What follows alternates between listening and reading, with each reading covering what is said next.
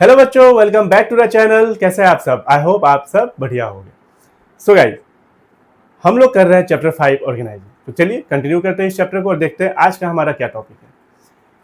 आज का जो हमारा टॉपिक है वो है ऑर्गेनाइजेशन स्ट्रक्चर, या फिर आप बोल सकते हो organisational structure, same thing. Okay, तो जो भी डेफिनेशन या पॉइंट्स है उस पर जाने से पहले कुछ कॉन्सेप्ट आप ले लो।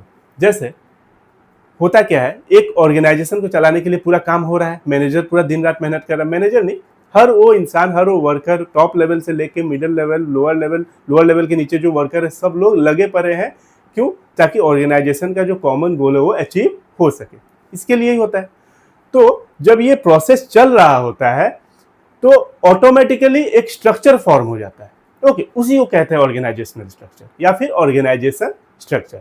ऑटोमेटिकली कौन किससे काम करवाएगा, कौन किसको काम करके देगा, कितने लोग किसके अंडर रहेंगे, ओके, ये सब जितने भी प्रक्रिया हो रही है इसी को क्या बोलते हैं? Organisational structure. और ये ऑटोमेटिकली फॉर्म हो जाता है। ओके, जैसे आप एक समझ लो पहले। जैसे मान लो मैं आपको एक यहाँ पे समझाता हूँ, बाद में जाएंगे डेफिनेशन पे। ओके, जैसे मान लो यहाँ पे, मान लो बहुत जरूरी है, ये यहाँ पे बॉस है। ओके, ये लोग क्या होते हैं? टॉप लेवल वाले होते हैं। उसके नीचे क्या है? मैनेजर्स है। कौन है? मिडिल लेवल वाले। यहाँ कौन होते हैं? मैनेजर्स। यहाँ पे बोर्ड ऑफ डायरेक्टर लोग होते हैं, सीओ, सीईओ। ओके, यहाँ पे मान लो प्रोडक्शन डिपार्टमेंट का प्रोडक्शन मैनेजर। ओके, मैं शॉर्ट में लिख रहा हूँ। सेल्स डिपार्टमेंट का सेल्स मैनेजर, परचेज डिपार्टमेंट का purchase manager, okay, finance department का फाइनेंस मैनेजर। शॉर्ट में मैं लिख रहा हूँ। इसके अंदर क्या होंगे? इसके अंदर मान लो 3 लोग लोअर लेवल वाले। ओके, लोअर लेवल वाले यहाँ पे 3 लोग आ जाएंगे। ये लोग कौन कौन होते हैं? सुपरिटेंडेंट, ओके, फॉरमैन, ये लोग होते हैं। ये आप समझ लो, हो गया। अब इनके नीचे कुछ वर्कर, एक के नीचे 4, 3, किसी के नीचे 4। ओके, तो ये क्या है? ये पूरा एक क्या फॉर्म हो गया? ये पूरा एक क्या फॉर्म हो गया? ये सब क्या है? वर्कर। तो ये एक स्ट्रक्चर, ये एक स्ट्रक्चर फॉर्म हो गया। हमारा भी स्ट्रक्चर है, ये सर नो। हमारा बॉडी का भी तो एक स्ट्रक्चर है। आँख है, आँख से देखना है, नाक है, कान है, ये सब मुंह है। तो उसी तरीके से एक स्ट्रक्चर है, सबका अलग अलग काम डिफाइन हुआ है। ओके, और ये स्ट्रक्चर जब जब काम चल रहा होता है ऑर्गेनाइजेशन में तो ये स्ट्रक्चर ऑटोमेटिकली फॉर्म हो जाता है। ओके, ये इससे काम करवाएगा, ये लोग इसको काम करके देंगे, ये इनको काम करके देंगे। ये जो पूरा प्रक्रिया क्यों चल रहा है? हमारे ऑर्गेनाइजेशन के गोल को अचीव करने के लिए। ओके, अचीव करने के लिए तो ये ऑटोमेटिकली फॉर्म हो जाता है। इसी को क्या बोलते हैं? ऑर्गेनाइजेशनल स्ट्रक्चर या ऑर्गेनाइजेशन स्ट्रक्चर, सिंपल। ओके, चलिए अब आते हैं डेफिनेशन पे।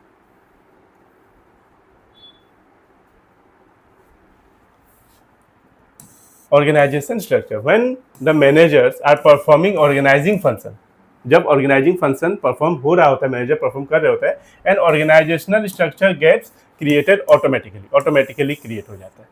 Okay, simple. Which define the job position, सबको पता है अपना अपना जॉब पोजीशन, सबको अपना पावर पता है। Authority means power, responsibility means duty, okay, of different employee, सबको पता है, एकदम सिंपल। Organisation structure refers to framework within which managerial and operating task are perform. एक फ्रेमवर्क है जिसके दायरे में रह के काम होता है। एक फ्रेमवर्क था, मैंने हम लोगों ने जो अभी बनाया, एक फ्रेमवर्क है, उसी के दायरे में रह के काम होता है और सबको पता है कि किसका क्या ड्यूटी है। ओके, चलिए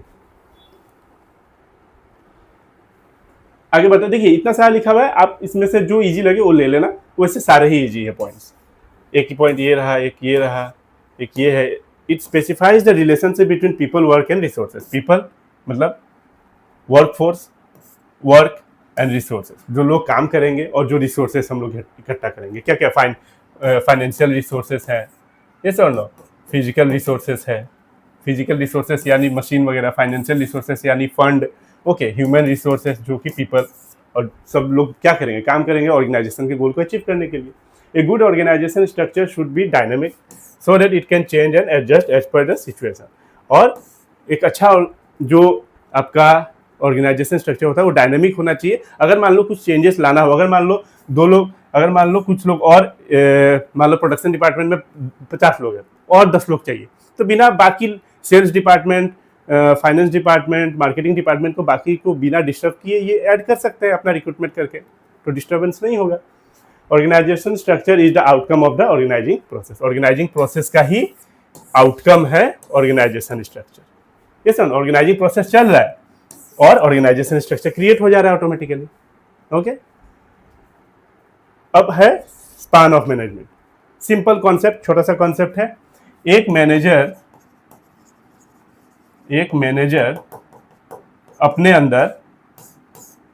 अपने अंदर कितने लोगों से काम करवा सकता है, कितने लोगों को रख सकता है, उसी को कहते हैं span of management. Simple, it means how many employees और सबॉर्डिनेट, ये मैनेजर्स के ये सबॉर्डिनेट हुए। Okay, subordinate means junior, superior means senior. Okay, तो it means how many employees और subordinate can be effectively managed by one manager. तो एक manager effectively कितने लोगों को काम करवा सकता है, कितने लोगों से काम करवा सकता है, उसी को बोला जाता है क्या, स्पान ऑफ मैनेजमेंट। और how many subordinate can be effectively control by one superior, और ये कंट्रोल कितने लोगों को, मतलब सीधा बात है, एक मैनेजर कितने लोगों से काम ले सकता है, काम करवा सकता है, अच्छे से कंट्रोल करके। ओके, तो उसको कहते हैं स्पान ऑफ मैनेजमेंट। चलिए आगे बढ़ते हैं। नीड ऑफ ऑर्गेनाइजेशन स्ट्रक्चर या फिर organisational structure. The need for creating an organisation structure arise when business grow beyond the certain minimum limit. अब मान लो एक दुकान है, आप खुद ही खोल रहे हो, खुद ही झाड़ू लगाते हो, खुद ही स्टॉक संभालते हो, खुद ही अकाउंट संभालते हो, छोटा मोटा दुकान है, तो उसमें ऑर्गेनाइजेशन स्ट्रक्चर की जरूरत नहीं है। लेकिन जब एक बिजनेस बहुत बड़े लेवल पे पहुंच जाता है, अलग अलग डिपार्टमेंट होने लगते हैं, प्रोडक्शन डिपार्टमेंट का अलग, 100 लोग प्रोडक्शन डिपार्टमेंट में काम कर रहे हैं, 500 लोग सेल्स डिपार्टमेंट में काम कर रहे हैं, ओके, तो जाके ऑर्गेनाइजेशन स्ट्रक्चर फॉर्म ऑटोमेटिकली वो हो जाता है। वो आपको सोचने की जरूरत नहीं, वो धीरे धीरे जब बिजनेस बड़ा होता है तो ऑटोमेटिकली ऑर्गेनाइजेशन स्ट्रक्चर फॉर्म हो ही जाता है। In case of one man show organisation structure is not needed. तो एक आदमी ऑर्गेनाइजेशन स्ट्रक्चर की जरूरत नहीं है। अगर एक आदमी अकेला एक दुकान संभाला तो जरूरत नहीं है। It organises all the operation of business properly and ensure better flow of communication. ठीक है, वो खुद ही अपना काम कर लेता है। It is easy to take the responsibility of each part of business. इससे क्या होता है, ऑर्गेनाइजेशन स्ट्रक्चर अगर फॉर्म हो चुका है तो इट इज ईजी, हमारे लिए ईजी हो जाता है कि किसका रिस्पॉन्सिबिलिटी क्या है, कौन किसको जवाबदेही देगा, कौन किसके पास ज़्यादा पावर है, ओके, अथॉरिटी किसके पास ज़्यादा है, ओके, तो ये पता चल जाता है क्योंकि सबको डिफाइन है ना, कौन किसका सीनियर है, कौन किसका सबॉर्डिनेट है, ओके, कौन किसको काम करके रिपोर्ट करेगा, ओके, तो इस हिसाब से सबको पता है अपना अपना पोजीशन, अपना अपना काम कर रहा है, ओके, तो इसलिए क्या हो जाता है, ये चेक करना इजी हो जाता है कि कौन क्या कर रहा है। It gives A clear idea about working style, जो मैंने अभी बोला, क्लियर आइडिया दे देता है। It allow correlation coordination among human. तो अच्छे से अगर स्ट्रक्चर डिफाइन है तो हमारा जो ह्यूमन रिसोर्सेस है, फिजिकल रिसोर्सेस, फाइनेंशियल रिसोर्सेस है, इसमें कोरिलेशन कोऑर्डिनेशन बना रहता है। ओके, अब देखिए, the organisation structure can be classified under two category, functional structure, divisional structure. अब फंक्शनल स्ट्रक्चर क्या है, जैसे फिर से एक बार जल्दी जल्दी, मान लो ये बॉस है, टॉप लेवल, मैं शॉर्टकट में लिख रहा हूँ, इसके अंदर manager, marketing department, sales department, purchase department, production department, इसके प्रोडक्शन मैनेजर होंगे, सेल्स मैनेजर होंगे, प्रोडक्शन डिपार्टमेंट के प्रोडक्शन मैनेजर, परचेज डिपार्टमेंट का परचेज मैनेजर, ओके, इसके अंदर 3 लोग, इसके अंदर 3 लोग, ये मिडिल लेवल, इसके अंदर 3 लोग, ओके, ये लोअर लेवल। अब इसके अंदर आ जाएंगे वर्कर, इसके अंदर वर्कर, इसके अंदर वर्कर, इसके अंदर भी वर्कर, इसके अंदर भी वर्कर, इसके अंदर भी वर्कर, ओके। तो ये जो ढांचा तैयार हो गया, ये फंक्शनल स्ट्रक्चर है। क्योंकि फंक्शनल स्ट्रक्चर जब ऑर्गेनाइजेशन एक कंपनी पे एक प्रोडक्ट पे डील करती है, तो उसको फंक्शनल स्ट्रक्चर बोला जाता है। ये फंक्शनल स्ट्रक्चर है। ओके, इसका प्रोडक्ट है मान लो कॉस्मेटिक का है, ओके, कॉस्मेटिक पे डील हो रहा है, ये कंपनी कॉस्मेटिक पे डील करती है, तो इसका ये। लेकिन जब कंपनी बड़ी हो जाती है, ओके, कंपनी के पास मान लो अब इधर देखो, कंपनी के पास मान लो कंपनी बड़ी हो जाती है तो डिविजनल स्ट्रक्चर क्या है, ओके, जैसे मान लो कॉस्मेटिक भी है, अब इसके पास मान लो मेडिसिन भी है, इसके पास मान लो टेक्सटाइल भी है,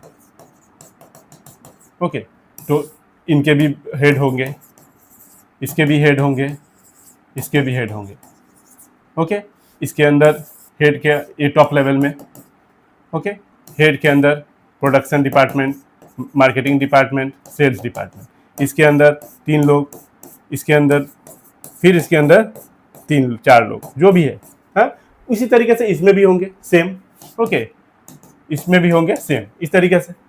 तो ये 3 प्रोडक्ट लाइन पे आपका डील हो रहा है, एक कंपनी है, एक ऑर्गेनाइजेशन जो 3 इसका बिजनेस है, कॉस्मेटिक का भी है, मेडिसिन का भी है, टेक्सटाइल का भी है, इसमें भी आपका हेड है, इसमें भी प्रोडक्शन डिपार्टमेंट, इसमें भी प्रोडक्शन डिपार्टमेंट, इसमें भी सेल्स डिपार्टमेंट, इसमें भी सेल्स डिपार्टमेंट, यहाँ पे भी सेल्स डिपार्टमेंट, यहाँ पे भी मैनेजर्स है, यहाँ पे भी वर्कर है, यहाँ पे भी सब सेम है, यहाँ भी प्रोडक्शन में यहाँ पे 100 लोग, इसमें भी प्रोडक्शन डिपार्टमेंट में 100 लोग, इसमें भी प्रोडक्शन डिपार्टमेंट में 100 लोग, ये सर नो। तो ये जो स्ट्रक्चर बनता है ना, इसी को बोलते हैं डिविजनल स्ट्रक्चर, ओके, सिंपल। अब पढ़ते हैं, देखते हैं क्या है।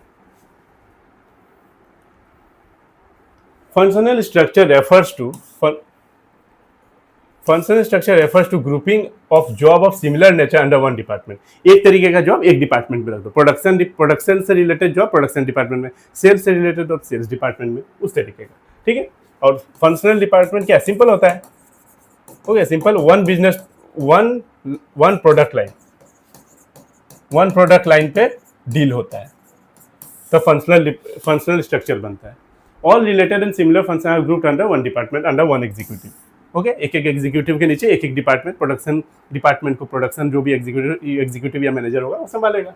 For example, in a manufacturing enterprise all job related to production are grouped in production department, job related to purchase department, job related to finance department, job related to sales department या marketing department बोल लो आप, बस simple, ठीक है। चलिए, और इससे advantages क्या होगा, functional specialization, advantages of functional structure. अब जो काम प्रोडक्शन डिपार्टमेंट में 10 साल से काम कर रहा है वो स्पेशलाइज हो जाएगा, क्योंकि सबसे पहले तो जब इसका रिक्रूटमेंट हुआ होगा तो ये देख के हुआ होगा कि इसका बैकग्राउंड क्या है, हम लोगों ने पढ़ा था। ये अगर प्रोडक्शन डिपार्टमेंट में काम करके आया है 2 साल, ओके, तो हम इसको प्रोडक्शन डिपार्टमेंट में जॉब दे दिए। अब ये प्रोडक्शन डिपार्टमेंट में 10 साल से काम कर रहा है इस कंपनी में, तो इसका तो अब 12 साल का एक्सपीरियंस हो गया, ये सर। तो ये स्पेशलाइज हो जाते हैं अपने अपने डिपार्टमेंट में। तो it promote specialization since each department has to perform a specific function. सबको अपना अपना काम करना है, स्पेसिफिक फंक्शन है, वो स्पेशलाइज हो जाता है। अब जो काम आप एक ही काम अगर बार बार करोगे तो आप स्पेशलाइज हो ही जाओगे। तो as employ perform similar task within a department, it improve their efficiency, उनका एफिशिएंसी भी इंक्रीज होगा, टाइम वेस्ट भी नहीं होगा, ऑर्गेनाइजेशन का भी फायदा कि ऑर्गेनाइजेशन का गोल जल्दी अचीव हो जाएगा, अच्छे से होगा, जो भी प्रोडक्ट बनेगा प्रॉपर बनेगा, ये सर नो, ऑप्टिमम यूटिलाइजेशन ऑफ रिसोर्सेस होंगे, हर चीज़ अच्छा ही होगा।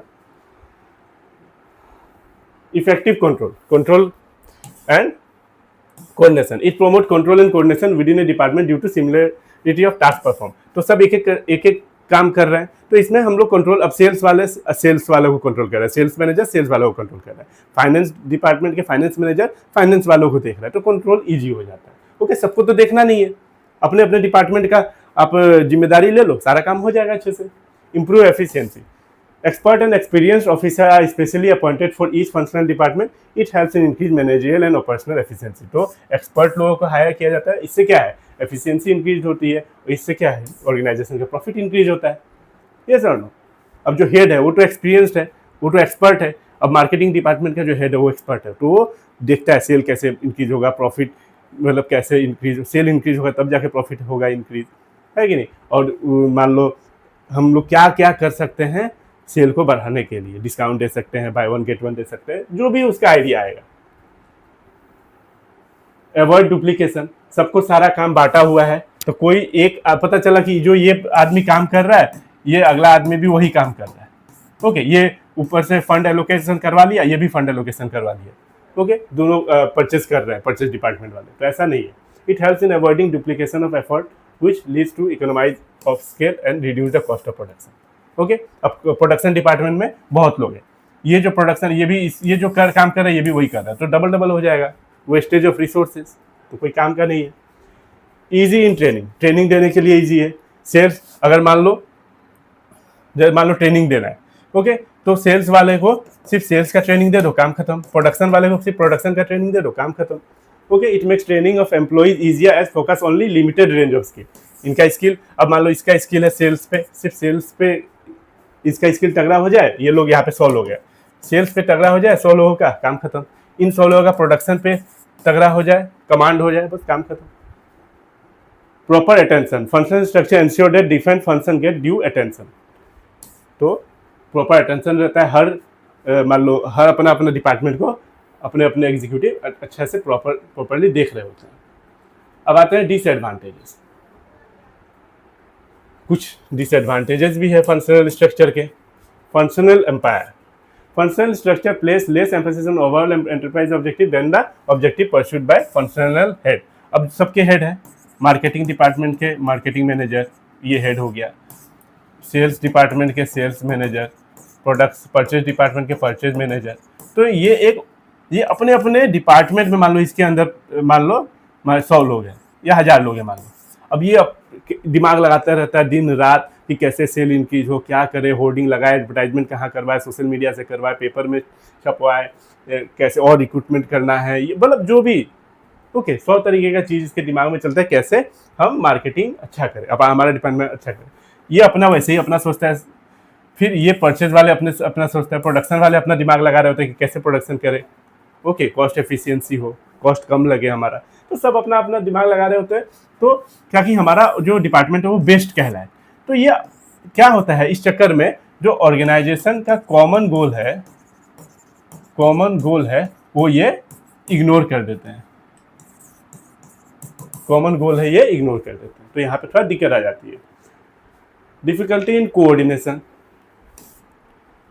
it may cause problem in coordination as information has to be exchanged across different department। तो कोऑर्डिनेशन में थोड़ा कभी कभी दिक्कत आ जाती है। मान लो प्रोडक्शन डिपार्टमेंट वाले को अभी रिसोर्सेज की ज़रूरत नहीं है, यहाँ परचेज डिपार्टमेंट वाले क्या किए, फंड एलोकेट करवा के फाइनेंस डिपार्टमेंट से कुछ और रिसोर्सेज लेके आ गए। ये बोले कि अभी जो रिसोर्सेज पड़ा है उसी का अभी आउटपुट नहीं निकला है, तुम और अलग से रिसोर्सेज का तैयारी कर रहे हो, तो ये थोड़ा दिक्कत हो जाता है कोऑर्डिनेशन का। डिफिकल्ट टू होल्ड अकाउंटेबल, और भी एग्जांपल आप ले सकते हो कोऑर्डिनेशन के, जैसे मान लो बिना फाइनेंस डिपार्टमेंट वाले इधर है, इधर सेल्स डिपार्टमेंट या फिर मार्केटिंग डिपार्टमेंट आप बोल सकते हो, तो यहाँ पे क्या है, मान लो डिस्काउंट दे दिया 10% का हर प्रोडक्ट पे या 20% का, ठीक है। अब यहाँ पे फाइनेंस डिपार्टमेंट वाले बोले किससे पूछ के दे रहे हो, यहाँ पैसा नहीं आ रहा है, ओके, आप डिस्काउंट पे डिस्काउंट दिए जा रहे हो, तो कॉन्फ्लिक्ट या फिर जो भी कोऑर्डिनेशन थोड़ा बिगड़ जाता है। डिफिकल्ट टू होल्ड अकाउंटेबल, अब मान लो किसी कारणवश आपका ऑर्गेनाइजेशन का गोल अचीव नहीं हुआ, तो आप किसको दोष दोगे, मार्केटिंग वाले को दोष दोगे या सेल्स वाले को, प्रोडक्शन वाले को, प्रोडक्ट परचेज वाले को, या फिर फाइनेंस वाले को, किसको दोष दोगे, समझ में नहीं आता है। तो it become difficult to hold a particular department accountable, कौन जवाब दे देगा, if the organization goal is not achieve, if the organizational goal is not achieved. For example, if a company has not achieved the sales target, then it is not certain whether the failure is due to production department or sales department. अब cell नहीं हो रहा है तो क्या पता production अच्छा से ना हुआ हो इसलिए सेल नहीं हो रहा है, या क्या पता सेल वाले जो है अच्छे से काम नहीं कर रहे हो इसलिए प्रोडक्शन अच्छा ही हो रहा है, सेल नहीं हो पा रहा है। किसको दोष दोगे कि प्रोडक्शन अच्छा नहीं हो रहा है या सेल अच्छा नहीं हो रहा है, यहाँ पे पकड़ना मुश्किल हो जाता है। कॉन्फ्लिक्ट का मैंने अभी बताया आपको, it may lead to conflict between 2 और मोर डिपार्टमेंट, कि अगर फंड एलोकेशन मान लो परचेज डिपार्टमेंट वालों ने फंड एलोकेट करवा के रिसोर्सेस लेके आ गए, प्रोडक्शन हो ही नहीं रहा है, पहले का ही रिसोर्सेस ऑलरेडी पड़ा हुआ है, तो यहाँ पे दिक्कत हो जाती है। तो it may lead to conflict between 2 और more department if their interest are not compatible. Interdepartmental conflict also arise when responsibility are not clearly separated, अगर रेस्पॉन्सिबिलिटी अच्छे से नहीं दिया होता तो यहाँ कॉन्फ्लिक्ट आ जाता है। ओके, फॉर एग्जाम्पल एग्जाम्पल से समझिए, अच्छे से समझ में आ जाएगा। If sales department insist on customer friendly design which is not acceptable to production department. अब सेल्स डिपार्टमेंट क्या होता है, वो पूरे एरिया में घूमते हैं, वो ग्राउंड लेवल पे काम कौन कर रहा है, सेल्स डिपार्टमेंट वाले, मतलब दुकान दुकान जा जाके अपना प्रोडक्ट दिखा रहे हैं, घर घर जाके दिखा रहे हैं, तो उनको आइडिया हो रहा है कि जो हमारे कस्टमर है या जो लोग हैं उनका जो मान लो जो ट्रेंड चल रहा है, उनका मान लो उनके पसंद क्या है उनको पता है, तो वो आके बोल रहे हैं प्रोडक्शन वालों को कि ऐसा प्रोडक्ट मत बनाओ, थोड़ा इसमें चेंज करो। मान लो टेक्सटाइल का बिजनेस है, आप इस पैंट में थोड़ा चेंज करो या शर्ट थोड़े अलग डिजाइन के बनाओ, तो ये मानने को तैयार नहीं है प्रोडक्शन वाले कि नहीं आपने अच्छे से नहीं किया होगा, हम लोग का प्रोडक्ट बहुत अच्छा है, हम लोग अच्छा काम कर रहे हैं। तो यहाँ पे आपका क्या हो जाता है, थोड़ा कॉन्फ्लिक्ट हो जाता है। Okay, inflexibility, it may lead to inflexibility as employees get training of one function only and functional head are not trained for top management position. As a result, they cannot shift to other department. अब मान लो sales है, sales वाले और यहाँ पे मान लो finance वाले, यहाँ पे मान लो 50 लोग हैं, यहाँ पे भी 50 लोग हैं, इधर 4 लोग चाहिए, तो यहाँ से यहाँ हम लोग ट्रांसफर नहीं कर सकते। इसको सेल्स में आइडिया है, ये कैसे जाके फाइनेंस में काम करेगा। ओके, तो यहाँ थोड़ा इनफ्लेक्सिबिलिटी है, आप यहाँ से वहाँ नहीं भेज सकते, इस डिपार्टमेंट से उस डिपार्टमेंट में आप ट्रांसफ़र किसी को नहीं कर सकते। अगर ज़रूरत पड़े भी तो आपको नए से हायर ही करना होगा। ओके, रिक्रूटमेंट ही करना होगा अलग से, आप इंटरनली आप नहीं कर सकते, ट्रांसफ़र नहीं कर सकते। आई होप आपको समझ में आया होगा कि कॉन्फ्लिक्ट भी हो जाता है। ओके, और इनफ्लेक्सिबिलिटी है। डिविजनल स्ट्रक्चर, चलिए डिविजनल स्ट्रक्चर मैंने बता दिया था, एक से ज़्यादा प्रोडक्ट लाइन। ओके, डिविजनल है more than one product. Okay, जिसके पास कॉस्मेटिक का भी बिजनेस है, ओके, उसके अंदर सारे डिपार्टमेंट, मान लो मेडिसिन का भी है, उसके अंदर सारे डिपार्टमेंट। तो when job related to one product और group under one department it is termed as divisional structure. तो एक प्रोडक्ट मान लो कॉस्मेटिक, इसका अलग चल रहा है, इसका एकदम अपना अलग हेड है, मान लो हेड के अंदर मैनेजर्स, मैनेजर्स के अंदर फिर मान लो लोअर लेवल का लोग, फिर लोअर लेवल के नीचे वर्कर, तो सबका, और इसी तरीके से मेडिसिन वालों का भी। ओके, तो सबका अपना अपना ग्रुप है, एक एक डिपार्टमेंट है, it is termed as divisional structure. When the organization is large in size and producing more than one type of product, when the organization is large in size and producing more than one type of product, then activities related to one product are grouped under one department. हम लोग एक बना दिए department, medicine का एक अलग, okay, textile का अलग। ओके, मैं शॉर्टकट में लिख रहा हूँ, आप समझ लेना। This type of structure is suitable for large organization. और ये कब होता है, और सीधा बात है, अभी 3 बिजनेस लेके बैठा हुआ है तो बड़ा ही बिजनेसमैन है ना, लार्ज ऑर्गेनाइजेशन ही है ना, which have various product. Okay, under this method a separate department is created for each major product. तो अलग अलग डिपार्टमेंट क्रिएट हो जाता है ईच के लिए, हाँ, इसके लिए अलग, इसके लिए अलग, उसके लिए अलग। ओके, कॉस्मेटिक का अलग चल रहा है, मार्केटिंग मेडिसिन का अलग चल रहा है, टेक्सटाइल का अलग चल रहा है। Every department operate as multifunctional unit as all necessary functions such as production, purchase, finance, marketing etc. are performed. तो सबके अंदर, कॉस्मेटिक के अंदर भी production department, purchase department, finance department, marketing department. Medicine के अंदर भी production department, purchase department, finance department, marketing department. Textile के अंदर भी production department, purchase department, finance department, marketing department. सबका अपना अपना काम चल रहा है। ओके, अब इसका एडवांटेजेस क्या हो सकता है, प्रोडक्ट स्पेशलाइजेशन। अब जो हेड है ये कॉस्मेटिक में है और ये सब कुछ संभाल रहा है। ओके, ये production department, purchase department, marketing department, finance department, ये जो है ये बंदा सब कुछ संभाल रहा है। तो इसका क्या है, ये स्पेशलाइज्ड हो जाएगा, हर डिपार्टमेंट को देख रहा है, तो इसके लिए ये क्या स्पेशलाइज हो जाएगा। तो वहाँ पे था फंक्शनल स्पेशलाइजेशन, यहाँ पे प्रोडक्ट स्पेशलाइजेशन, ये पूरा स्पेशलाइज हो गया। The member of a division gain experience in all function, सारे फंक्शन में स्पेशलाइज हो गया of a particular product. Product specialization help them in development of various skill and prepare them higher position. तो ये इनका promotion भी होने का चांस बन सकता है, इसके ऊपर जाएंगे। ओके, ग्रेटर अकाउंटेबिलिटी, हाँ, इसमें क्या है, जैसे मान लो टेक्सटाइल, कॉस्मेटिक और मेडिसिन।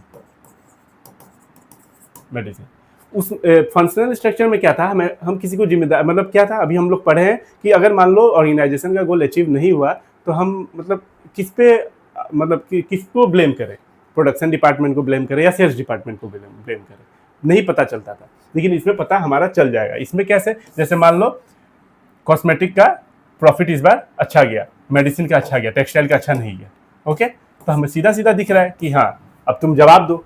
बिजनेस तो एक ही आदमी का है ना, ये पूरा बिजनेस तो एक ही आदमी का है ना, एक ही पर्सन बिजनेस लेके बैठा हुआ है, ओके।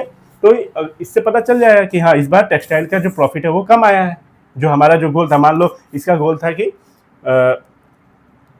मान लो 1 करोड़ का, ओके, 1 करोड़ का प्रॉफिट साल में चाहिए, लेकिन यहाँ पे क्या हुआ, मान लो 90 लाख ही आया, एक एग्जाम्पल के तौर पे। तो सीधा सीधा पता चल रहा है कि ये अब जवाबदेही कौन होगा, टेक्सटाइल वाले होगा, ये दोनों को कोई दिक्कत नहीं है, ओके।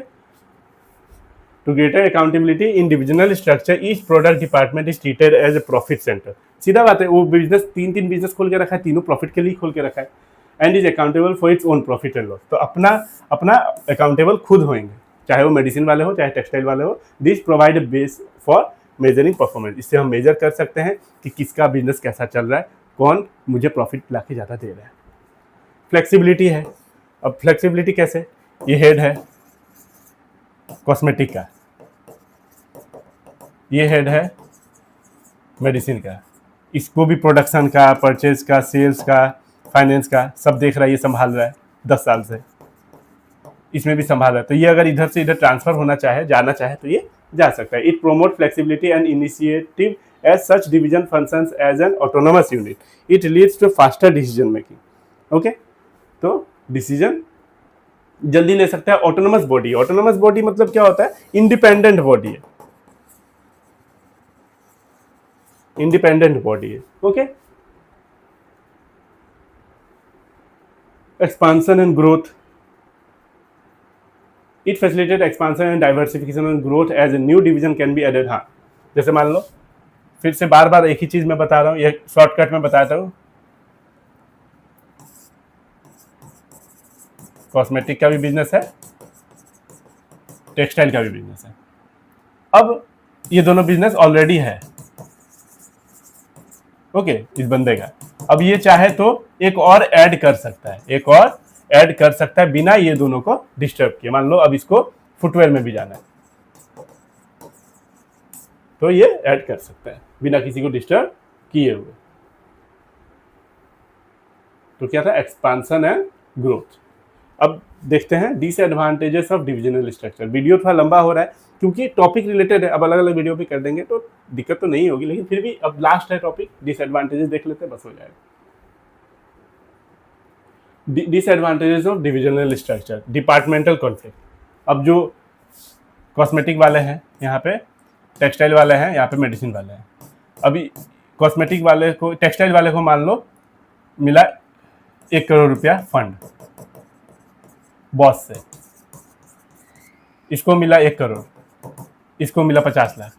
तो यहाँ कॉन्फ्लिक्ट आ जाता है कि भेदभाव कर रहे हो, हमें नहीं दे रहे हो ज़्यादा लोग, ना पैसा ना रिसोर्सेस अच्छे से। तो conflict may arise among different department with respect to allocation of fund. तो फंड के एलोकेशन के लिए यहाँ पे कॉन्फ्लिक्ट चालू हो जाता है, हो सकता है।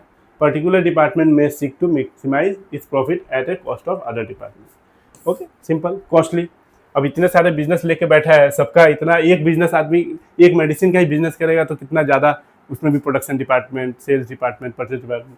लेकिन अगर 3 बिजनेस लेके रखा है तो कॉस्टली तो हो गया। तो each product division has to maintain its own facility, equipment, और सबको अपना अपना इक्विपमेंट चाहिए, फैसिलिटीज चाहिए एंड पर्सनल चाहिए। Personnel means employee, okay. तो इसमें कॉस्मेटिक वाले में भी 500 लोग काम कर रहे हैं, टेक्सटाइल में भी 500 लोग काम कर रहे हैं, मेडिसिन में भी 500। तो सबका खर्चा, सैलरी, सब कुछ देना कॉस्टली तो है ही, सबका फंड, सबका resources, okay. Ignore organizational interest. अब यहाँ पे क्या आता है, इग्नोर ये ऑर्गेनाइजेशनल इंटरेस्ट। ये हेड जो है, ये कॉस्मेटिक का कैसे प्रॉफिट इंक्रीज जो लगा हुआ है दिन रात। ये टेक्सटाइल वाला जो हेड है, ये लगा हुआ है कैसे मेरा प्रॉफिट इंक्रीज हो, कैसे सेल को इंक्रीज करे, दिन रात लगा हुआ है कि कैसे मतलब नया नया प्रोडक्ट डिज़ाइन बनाए, ओके, मेडिसिन वाला अपना अलग लगा हुआ है। तो इससे क्या है, जो कॉमन ऑब्जेक्टिव है ऑर्गेनाइजेशन का कॉमन ऑब्जेक्टिव वो भूल जाते हैं। सेम थिंग है, divisional structure provide managers with authority to supervise all activity. इससे क्या है, डिविजनल स्ट्रक्चर क्या करता है, डिविजनल स्ट्रक्चर जो हेड है उसको अथॉरिटी दे देता है कि सारा तुम जितने भी डिपार्टमेंट है सब तुम संभालो, supervise all activity related to a particular division, उस डिवीजन के सारे एक्टिविटी कर ही रहे। ये सर नो, तो manager focus on their own product, तो वो अपने अपने प्रोडक्ट पर फोकस करते हैं without thinking of the rest of the organization. Thus organizational objective suffer and become difficult to accomplish. तो इससे दिक्कत हो जाता है ऑर्गेनाइजेशन को, कभी कभी ये गोल अचीव नहीं हो पाता है, ऑर्गेनाइजेशन का जो कॉमन गोल है वो अचीव नहीं हो पाता है। ओके, तो आई होप आपको समझ में आया होगा। ओके, आप इसका स्क्रीनशॉट लेते रहना। ओके, फॉर्मल एंड इनफॉर्मल, इसको अब ये एक नया टॉपिक है, इसको बाद में करेंगे। ओके, तो आई होप आपको समझ में आ गया होगा। ओके, आई होप आपको समझ में आ गया होगा। चलिए, तो बस आज के लिए इतना ही रहने देते हैं इस वीडियो में। नेक्स्ट क्लास में हम लोग फॉर्मल इनफॉर्मल करेंगे और